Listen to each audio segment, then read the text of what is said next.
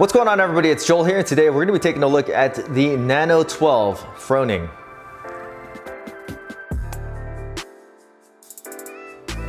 Alright, so these are the 2022 Rich Froning Player Edition Nano model. And it's only been since Nano 10 have they been making Froning shoes based off of the actual Nano design.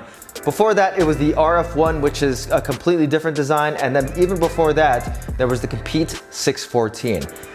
The Nano 12 Fronings are an ode to kind of like the original 614s that were a competition focused shoe that was a little bit more stripped down, and honestly, it was kind of like a glass cannon. It was a really solid competition shoe, but the durability of them was just not that great.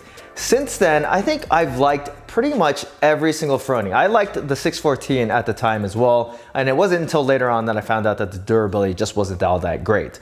But the RF1 was one of my, I think actually is probably my favorite training shoe of all time. And then the Nano 10 Froning was incredibly stable, incredibly comfortable, but was really, really heavy. So it had its uses, but I really liked that shoe as well. And it was one of the cooler looking shoes that had ever come out in training shoe history.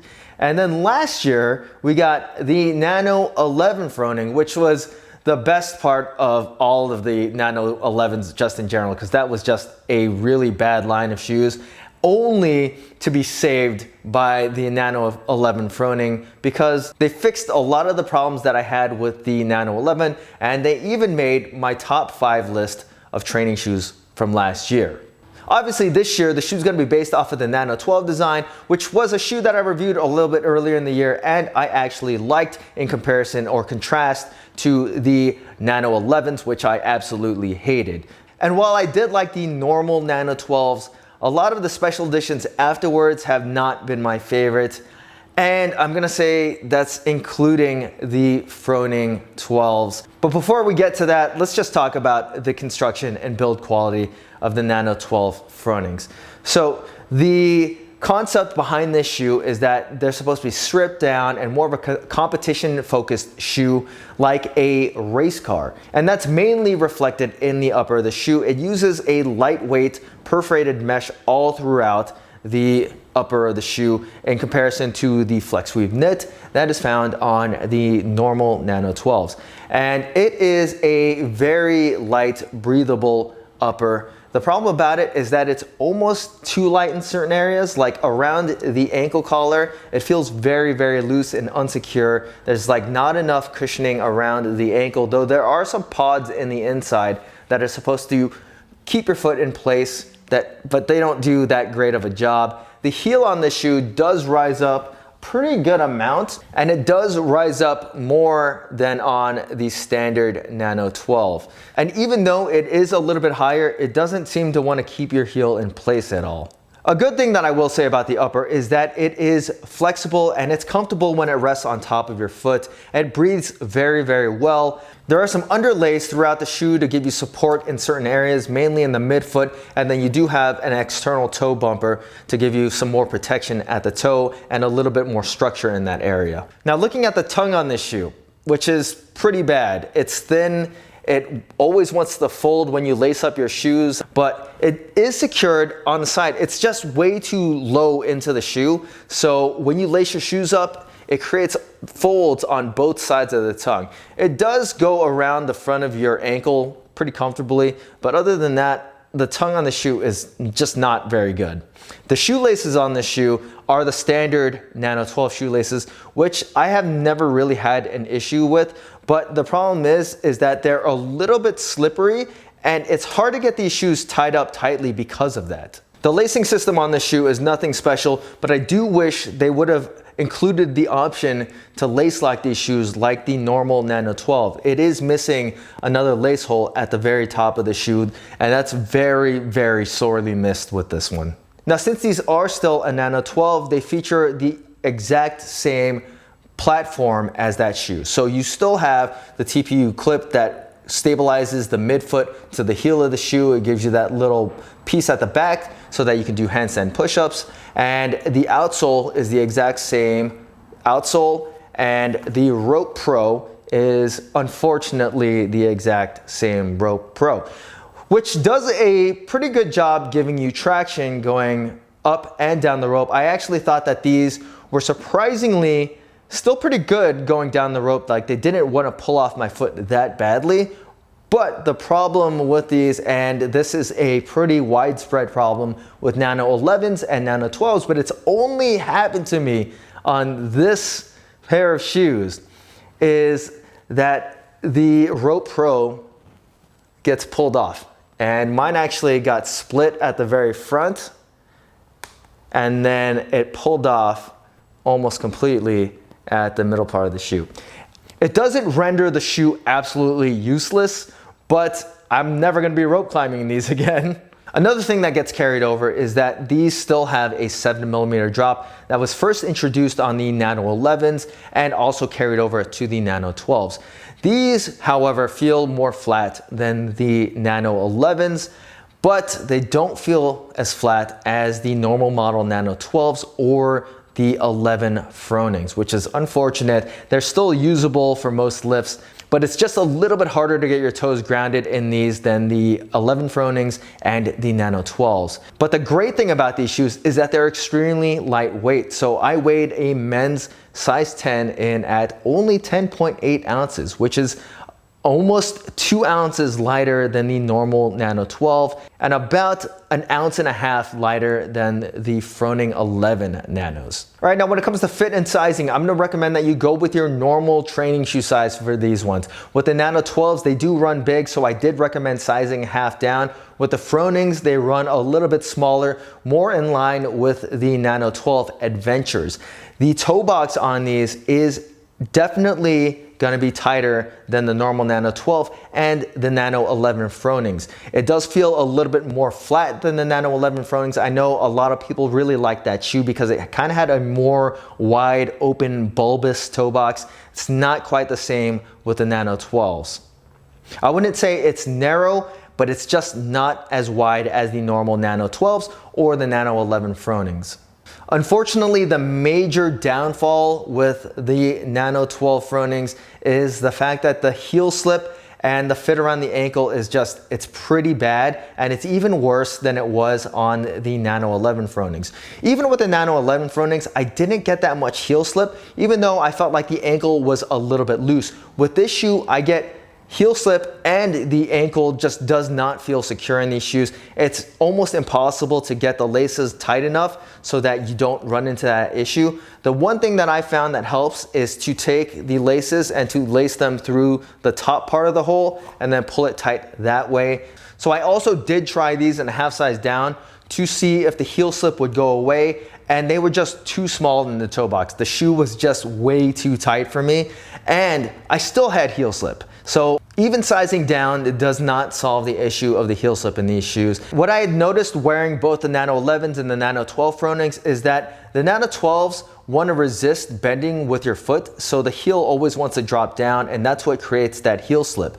Also, that there's just really no support in that area to keep your foot in place. With the Nano 11s, the shoe moves with your foot a lot better and doesn't have that same kind of pulling down motion that the Nano 12s do. I think if they included another eyelet so that you could have lace locked these shoes or laced them a little bit deeper, it would have mitigated the issue with the heel slip in these shoes. But as it is, just the fit around the ankle on these is just not very good. When it came to running, I felt like these shoes did okay. They still have that platform of the Nano 12s and the Nano 11s, which I actually did not mind running in that much. But the issue that I ran into was when I was wearing low cut socks, the back part of the shoe would rub into my Achilles, and it was pretty uncomfortable. That was one of the only issues that I had running in these shoes. Overall, I thought they were responsive enough. They're obviously a training shoe, so they're not gonna be super comfortable, but they're gonna be comfortable enough for all the runs you're gonna find in a typical CrossFit workout, 400s up to 800s, maybe even up to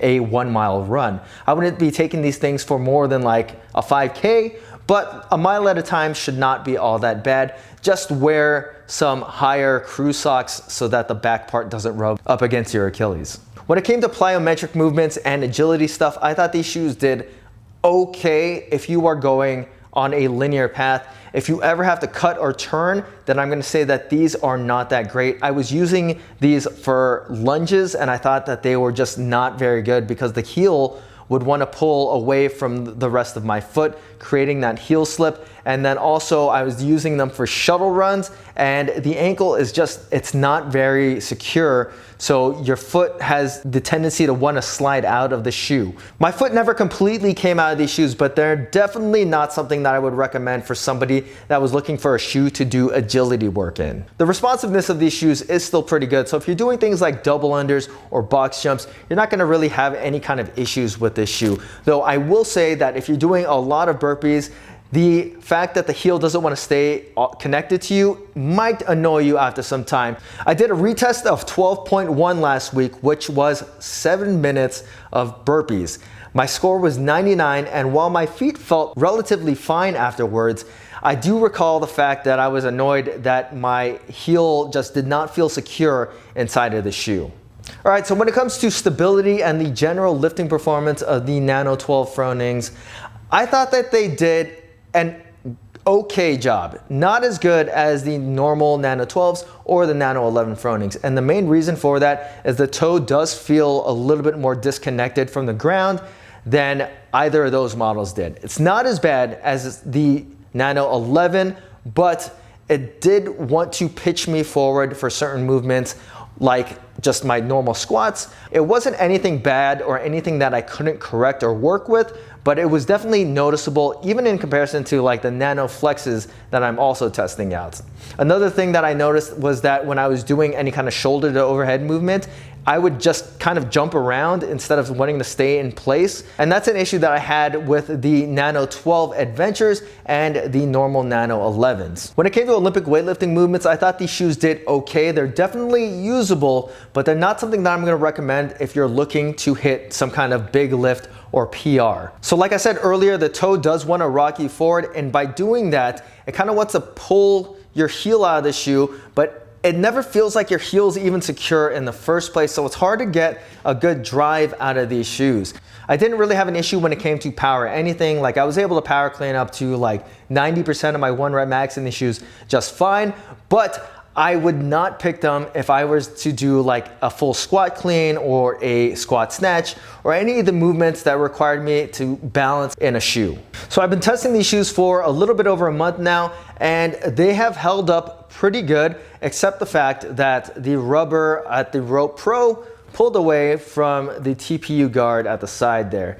So like any other Nano 12s or Nano 11s, I'm gonna recommend that you stay away from rope climbs in these shoes. Another thing that I'm noticing here is that there is a little bit of rope abrasion at this top eyelet right here. But other than that, I think the mesh held up just fine for rope climbs. The other shoe is just fine as well. So I think overall durability is good.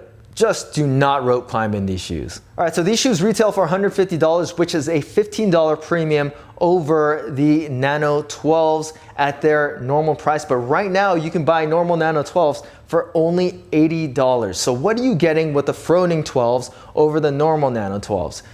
Really nothing, and you're losing quite a bit. The stability in these shoes is just not great. The fit is not great. If you like the wide toe box of the Nano 12s, it's not here. It's not even close to what it is on the Nano 11s, which in my opinion are a much better shoe. They actually fit better than these, even though those didn't fit that great in the first place. They still are way cooler than these shoes are. I will say that the looks of the Froning 12s are pretty cool. They do look good in the black and red colorway. The red, white, and blue colorway is pretty cool as well. It's a lot better in person than it is in pictures. I do promise you that. But otherwise, the shoe itself, when it comes down to performance, it just is not worthy of the Froning name. These are not a very good shoe.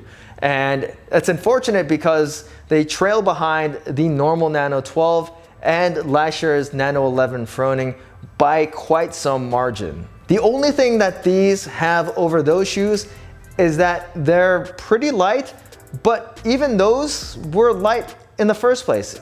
like 11.8 ounces or 11.5 ounces is still a fairly light training shoe when you even compare that to the rest of the field. So while I like the idea of the Nano 12 Fronings, the execution of these shoes is just, it's not good. These are just not good training shoes, and they're not worthy of the Froning name. And this is coming from somebody that is a Rich Froning fanboy.